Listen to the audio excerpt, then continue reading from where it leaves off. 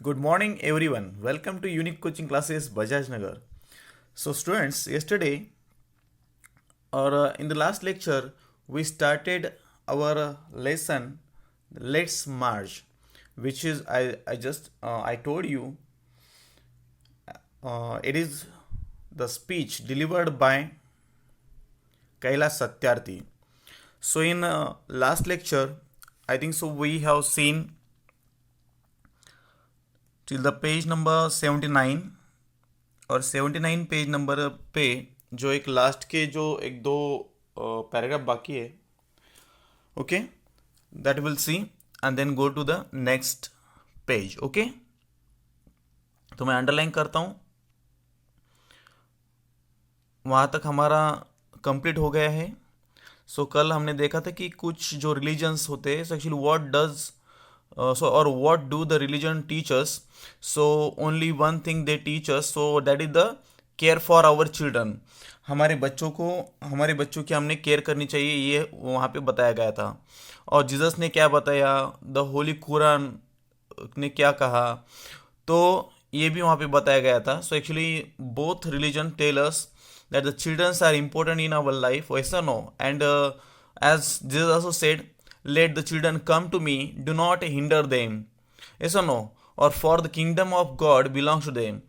तो जीसस ने कहा था कि अगर बच्चे इधर आते हैं तो आने दो, उन्हें स्टॉप मत कीजिए और do not hinder them, do not stop them, for the kingdom of god belongs to them. क्योंकि जो भी भगवान का जो किंगडम है वो उनका ही है. द होली कुरान ने कहा था kill not your children because of poverty.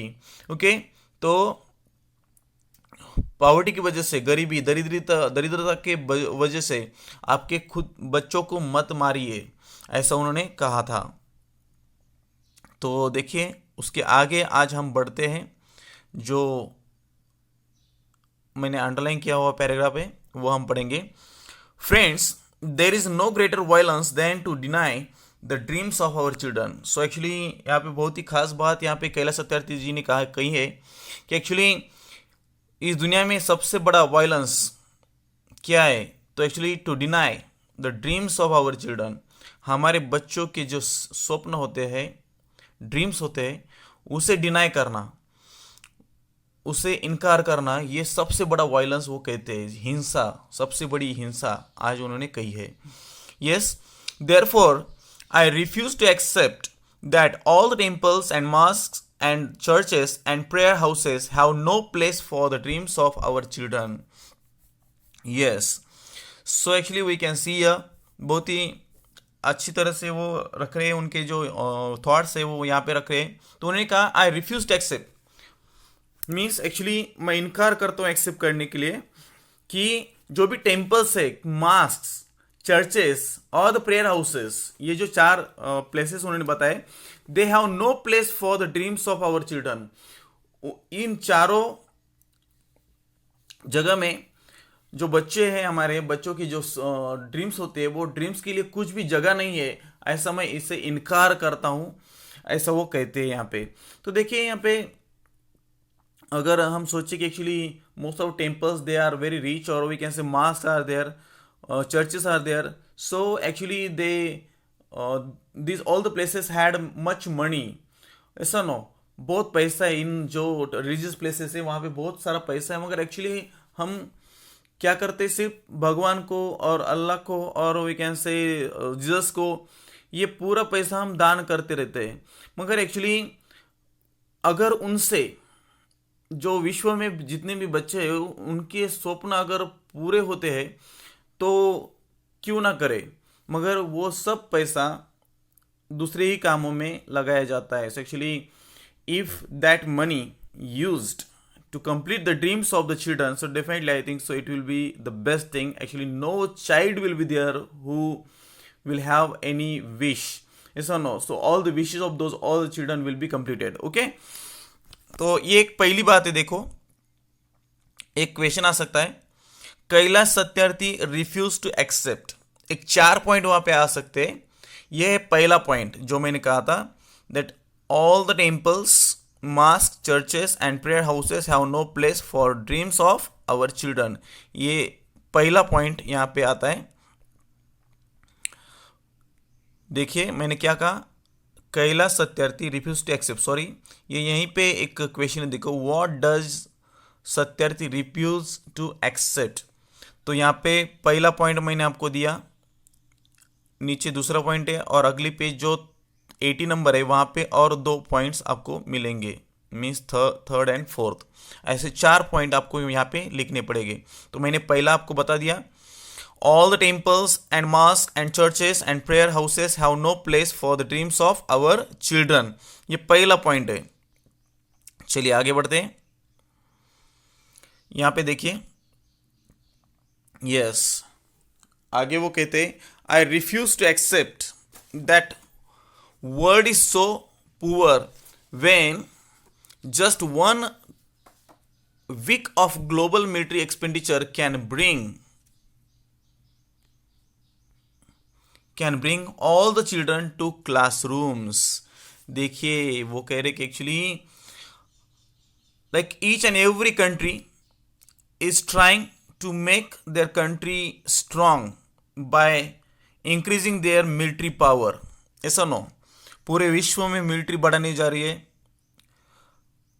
Expenditure उस पर मीन्स एक्चुअली खर्चा उस पर इतना हो रहा है कि एक्चुअली अगर वो खर्चा बच्चों पे लगाया जाए तो उन्होंने यहाँ पे कहा है कि all the children can be brought to classrooms, जो भी पूरे जो बच्चे हैं उन्हें क्लासरूम में हम ला सकते हैं, मीन्स सबको शिक्षा हम दे सकते हैं, सबको एजुकेशन फ्री कर सकते हैं, इतना खर्चा मिलिट्री पे होता है। और कितना देखिए, जस्ट 1 वीक, अगर 1 वीक का एक्सपेंडिचर मिलिट्री का जो विश्व का मिलिट्री का जो एक्सपेंडिचर है, खर्चा है, अगर बच्चों पे लगाया जाए, so definitely each and every child of the world can be brought to classrooms. तो यहाँ पे सत्यार्थी कहते कि मैं ये एक्सेप्ट करने के लिए तैयार नहीं हूं कि वर्ल्ड इतना गरीब है, दरिद्र है, ओके, कि बच्चों का एजुकेशन नहीं कर सकता। मगर अगर हम देखें तो मिलिट्री का 1 वीक का जो एक्सपेंडिचर है वो अगर बच्चों पे लगाया जाए, so each and every child of the world can be brought to classrooms. ये दूसरा पॉइंट है। देखो मैंने अगर कहा था आपको what does Kailash Satyarthi refuse to accept, इसका दूसरा पॉइंट ये हो गया। तीसरा पॉइंट यहां पे page number 80, I refuse to accept that all the laws and constitutions, police and जजेस are unable to protect our children. तो वो कहते कि, और एक बात वो कह रहे, I refuse to accept that all the laws, जो भी हमारे कंट्री के लॉ है और अदर कंट्रीज के लॉज है, कायदा कानून, एंड कॉन्स्टिट्यूशन संविधान, पुलिस एंड जजेस जो भी न्यायाधीश वगैरह होते हैं, are unable to protect our children, ये चारों बातें हमारे बच्चों को बचाने के लिए समर्थ नहीं है, ऐसा वो कह रहे कि एक्चुअली वो उनका रक्षण नहीं कर सकते, ऐसा मैं मानने को तैयार नहीं हूं। ओके, तो actually if police thought they can do it, वो कर सकते हैं, हर बच्चे का प्रोटेक्शन वो कर सकते हैं, कॉन्स्टिट्यूशन हमारा संविधान उसका प्रोटेक्शन कर सकता है, जजेस उनका प्रोटेक्शन कर सकता है, हमारे लॉ उसका प्रोटेक्शन कर सकता है, मगर they are not doing their duty perfectly, so that's why these children are suffering। okay, तो ये एक बात है, वो कह रहे कि actually I refuse to accept. ये तीसरा पॉइंट है, देखिए ये तीसरा पॉइंट यहां पे है। यस, ये जो आई रिफ्यूज टू एक्सेप्ट है, इसे आपको निगेटिव भी करने को बोल सकते हैं वहां पे। तो डायरेक्टली हम यहाँ पे कर सकते हैं, रिफ्यूज को निकाल देना है, I do not accept, I do not accept और आई डोंट एक्सेप्ट, ये भी इसका निगेटिव सेंटेंस हो सकता है, 1 मार्क के लिए आ सकता है। ये देखिए चौथा पॉइंट यहां पे है, I refuse to accept that the shackles of slavery can ever be stronger than the quest for freedom। I refuse to accept here। ये है चौथा पॉइंट। देखिए, so shackles means chain that bind, chains that bind means उसे आप बेड़ी कह सकते हैं, जंजीर कह सकते हैं।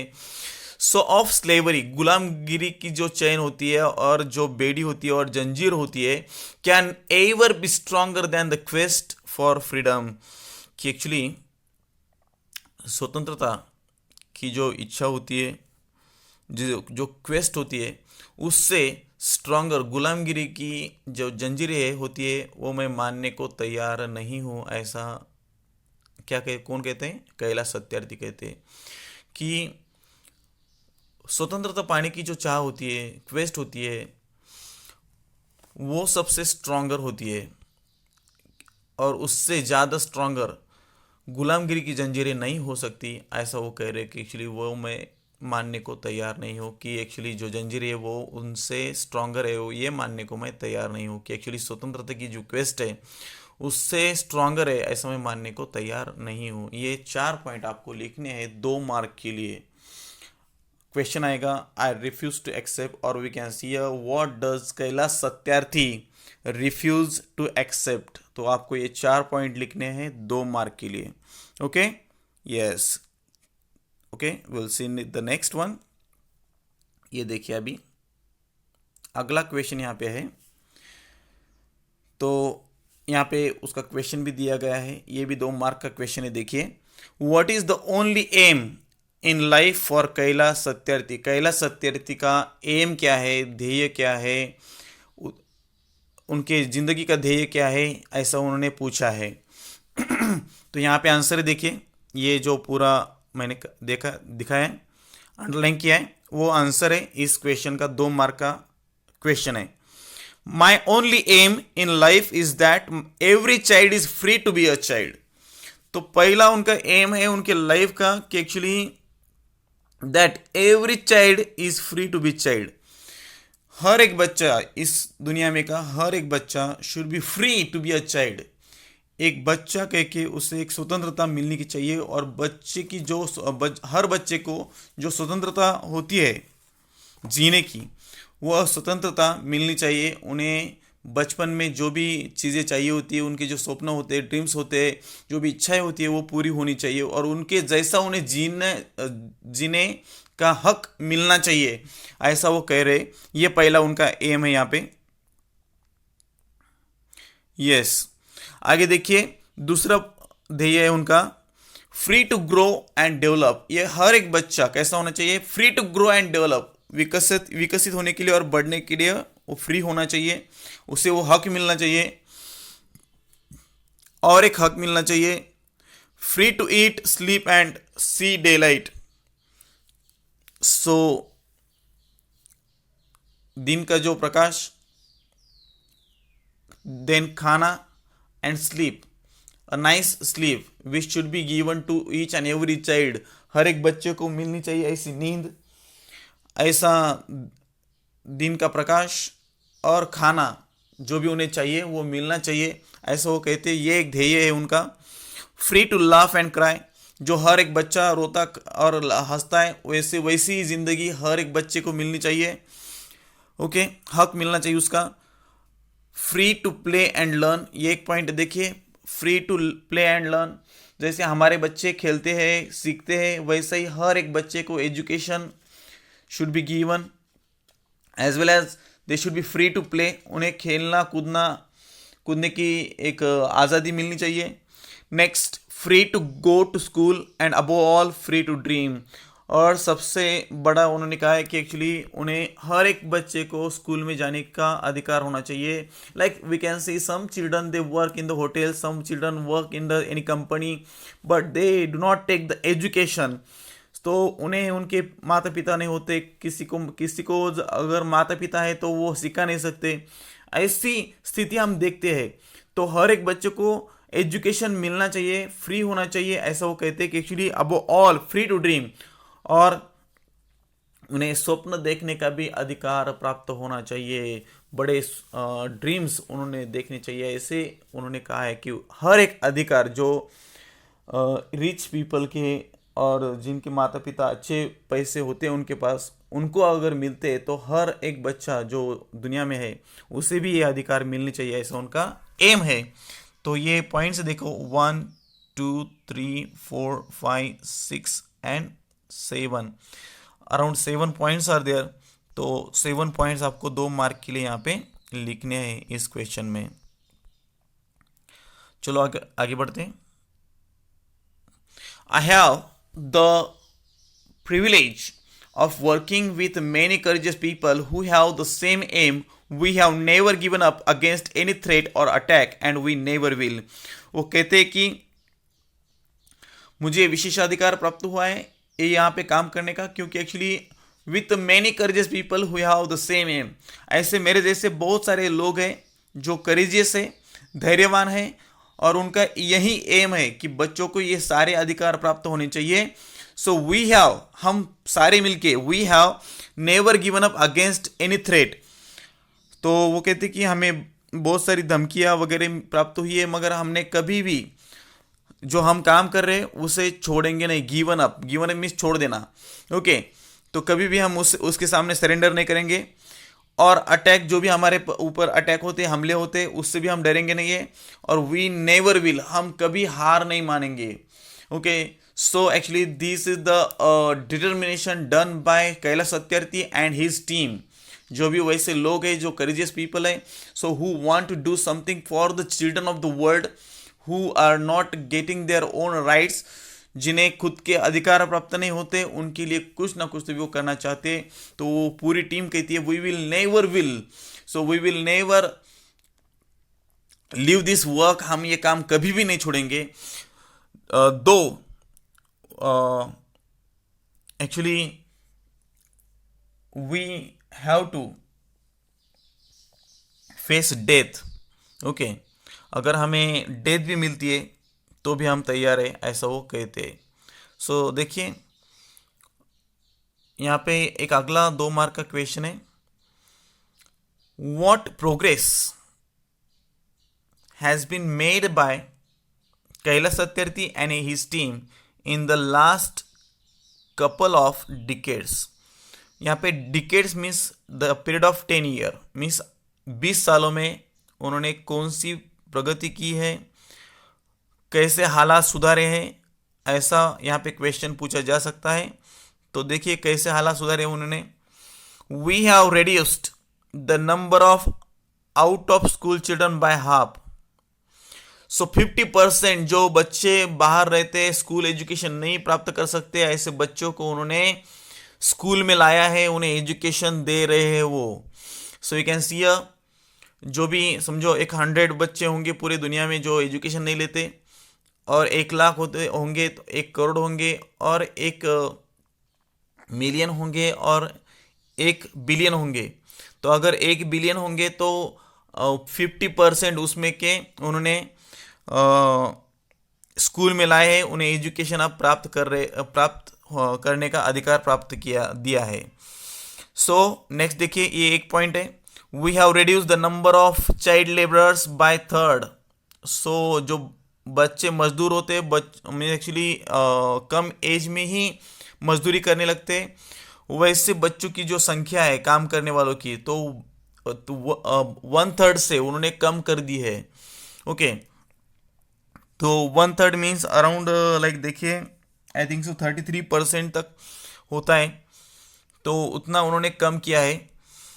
सो ये है second point. We have reduced child mortality and malnutrition. हमने और एक काम किया है कि जो बच्चों की mortality, actually what it mean by the mortality, mortality means the rate of deaths. Rate of deaths means उसे हम हिंदी में मृत्यु दर कह सकते हैं. तो बच्चों को जो मृत्यु दर है वो कम कर दिया है उन्होंने.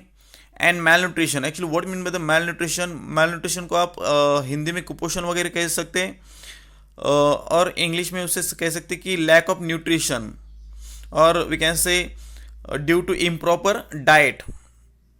जिन बच्चों को इम्प्रॉपर डाइट मिलता है, एक्चुअली डाइट परफेक्टली नहीं प्राप्त होता है, खाना नहीं मिलता है, उसे आप माल न्यूट्रिशन कह सकते हैं. तो वो भी कम कर दिया है उन्होंने. एंड नेक्स्ट देखिए, we have presented millions of child deaths. Sorry, prevented means stop करना, प्रतिबंध लगाना. Yes, so we have prevented millions of child deaths, जो कि बच्चों की डेथ हो रही थी अर्ली एज में, ऐसे मिलियंस ऑफ बच्चों की डेथ उन्होंने रोकी है. यस, तो ऐसे 4 काम इन्होंने यहाँ पे किए जो प्रोग्रेस एक 20 सालों में उन्होंने करके दिखाई है. तो ये एक क्वेश्चन आ सकता है एक 2 मार्क के लिए। चलिए आगे बढ़ते हैं। But let us make no mistake, great challenges still remain. वो कहते हैं कि एक्चुअली अब मिस्टेक हम नहीं कर सकते क्योंकि great challenges still remain. What mean bye challenges means और भी चुनौतियां हमारे सामने खड़ी है, चुनौतियां हमारे सामने खड़ी है, इससे भी बड़ी बड़ी चुनौतियां हमारे सामने खड़ी है।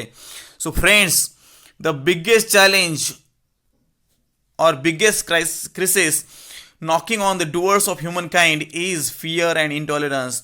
तो वो कहते हैं कि हमारे सामने बहुत सबसे बड़ी चुनौती और सबसे बड़ा संकट, विपत्ति अगर है, क्राइसिस मीन्स विपत्ति, संकट, नॉकिंग ऑन द डोर्स, हमारे दरवाजे पे नॉक कर रहा है, तो वो है मानव जात के लिए सबसे बड़ी चुनौती है।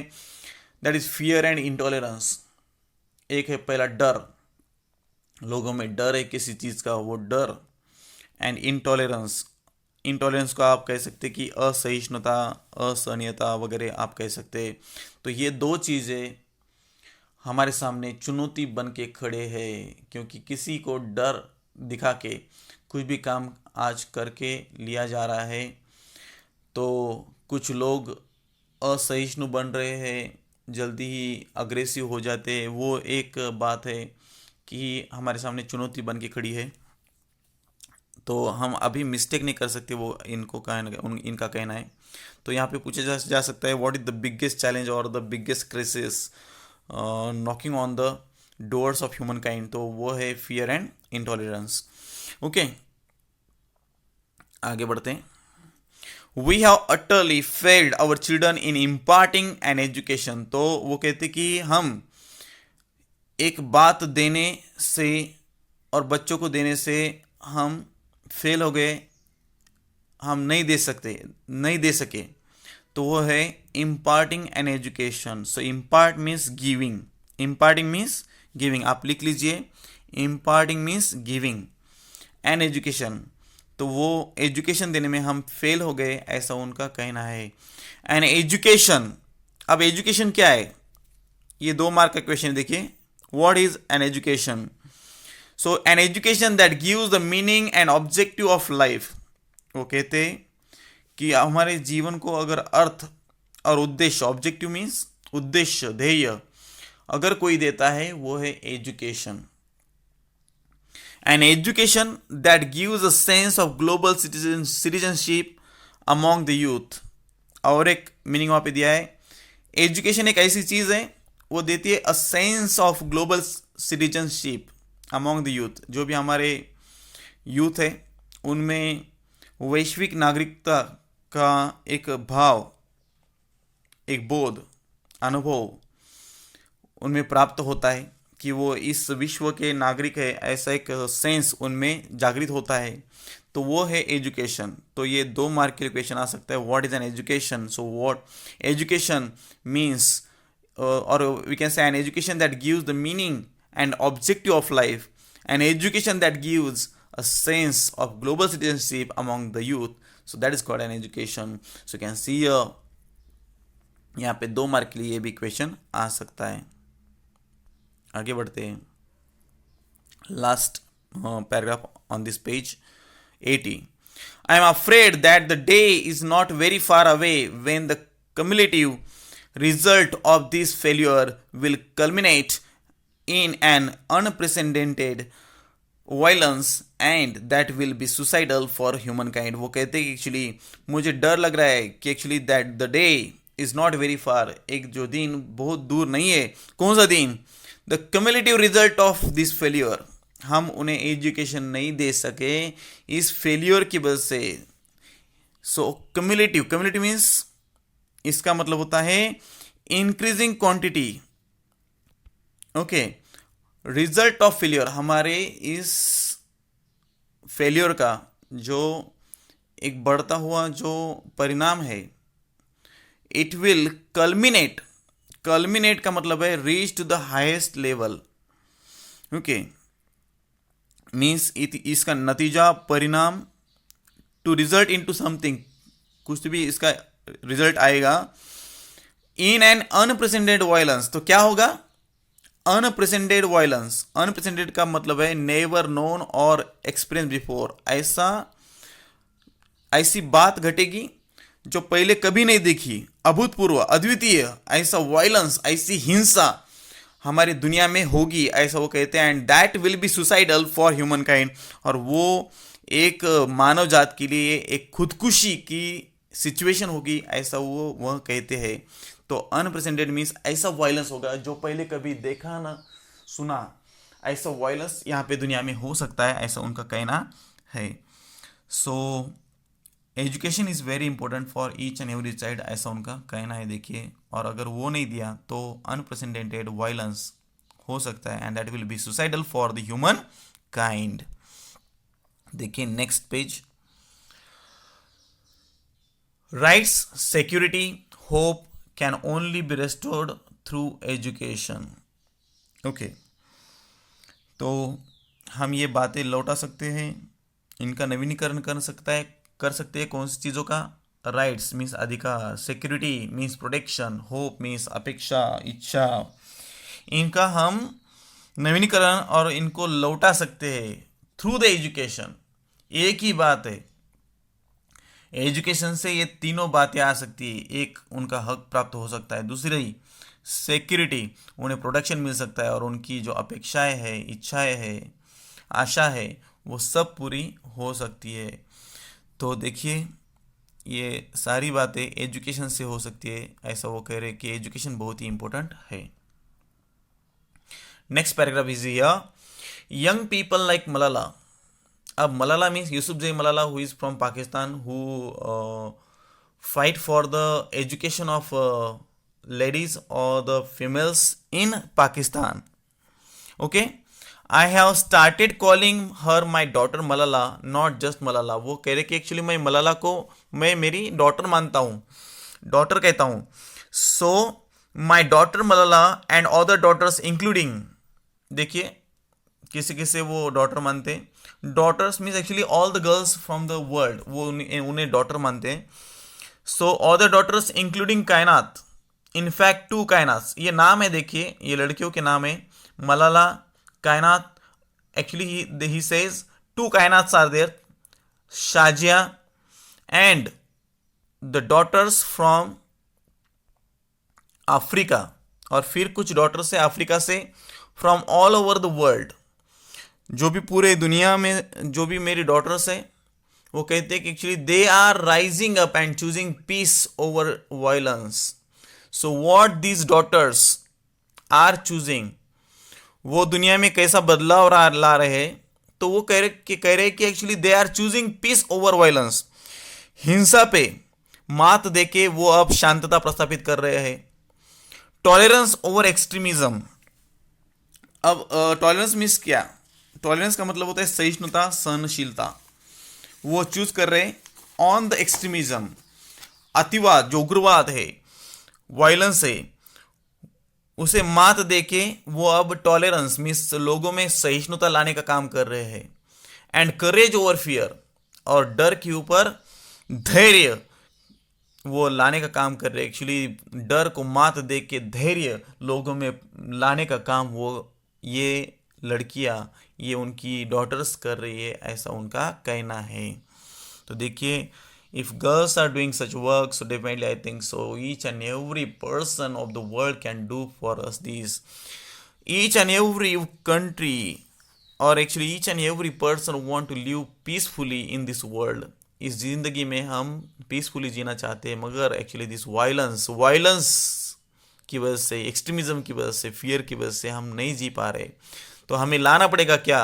पीस, टॉलरेंस एंड करेज हमारी जिंदगी में लाना पड़ेगा, so that time we can live peacefully in this world. Okay, तो ये चेंजेस ये डॉटर्स लाने का काम कर रही है। सो देखिए, अब उन्होंने सोल्यूशन दिया है यहाँ पे, ये बातें कैसे हो सकती है। The solutions are emerging, solution तो निकल रहे हैं, उभर रहे हैं, दे आर डॉनिंग।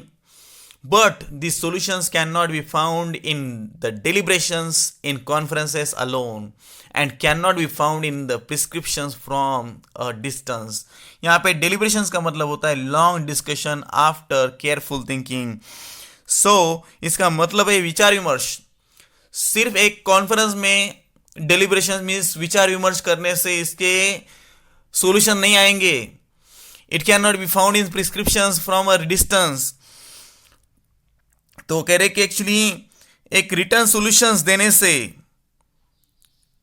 ये जो प्रॉब्लम्स है ये सॉल्व नहीं होने होंगे. ये प्रिस्क्रिप्शंस का मतलब क्या होता है? प्रिस्क्रिप्शन का मतलब होता है return solutions for corrective measures. Return solutions for corrective measures. Sir दूर रह के इसे रिटर्न सॉल्यूशन दे के ये काम नहीं होने वाला. तो इनके सॉल्यूशन उन्होंने दिए हैं. तो सॉल्यूशन किन के पास है? उन्होंने कहा है कि actually that question also can be asked for the 2 mark कि सॉल्यूशन किन के पास है. ये जो अगर प्रॉब्लम हमें सॉल्व करने हैं तो इनके सॉल्यूशन किसके पास है? सो दे लाई in small groups and local organizations and individuals who are confronting with the problem every day. तो कह रहे कि एक्चुअली जो भी छोटे छोटे ग्रुप्स है, गट है, लोकल ऑर्गेनाइजेशन है, स्थानिक संगठनाएं है, इंडिविजुअल्स है, जो वैयक्तिक लोग समाज कार्य कर रहे हैं, yes, and who are confronting with the problem every day. और जो लोग इस प्रॉब्लम को, इस समस्या को रोज फेस कर रहे हैं. ओके, कन्फ्रंटिंग का मतलब यहाँ पे बताया है फेसिंग एंड अटैकिंग मीन्स उससे भिड़ रहे हैं, उसका सामना कर रहे हैं, उसका मुकाबला कर रहे हैं. ऐसे लोग ही इसका सॉल्यूशन है. Yes, if we want to eradicate these all the problems, if we want to give rights to each and every child of the world, so he says the solutions are in small groups, local organizations, individuals, and चौथा point इन्होंने दिया है the people confronting with the problem every day. और जो लोग हैं इस समस्या से रोज भिड़ रहे हैं वही लोग इसका सॉल्यूशन है, उनके पास ही उनका सॉल्यूशन है. देखिए, even if they remain unacknowledged, unrecognized and unknown to the world, the solutions are with them. तो कहते कि चाहे वो लोग अस्वीकृत है, उन्हें हम पहचान नहीं सकते, वो अनजान है, अजनबी है, अज्ञात है, फिर भी सॉल्यूशन उनके पास ही है. तो देखिए, really great work done by Kailash Satyarthi. जो भी उनके साथी है, really they are doing a great job and they are working in a different countries and they are trying to give the rights to the children. ये हमने जो सीखा है, सो पहला पार्ट यहाँ पे कंप्लीट होता है और सेकंड और थर्ड पार्ट हम नेक्स्ट लेक्चर में लेंगे. So actually around 2 lectures will be there after this. Second part होगा एक लेक्चर में और थर्ड पार्ट होगा एक लेक्चर में. So like 2 lectures will be there after this. Okay, yes, so we will stop here today and then meet in the next lecture. Bye.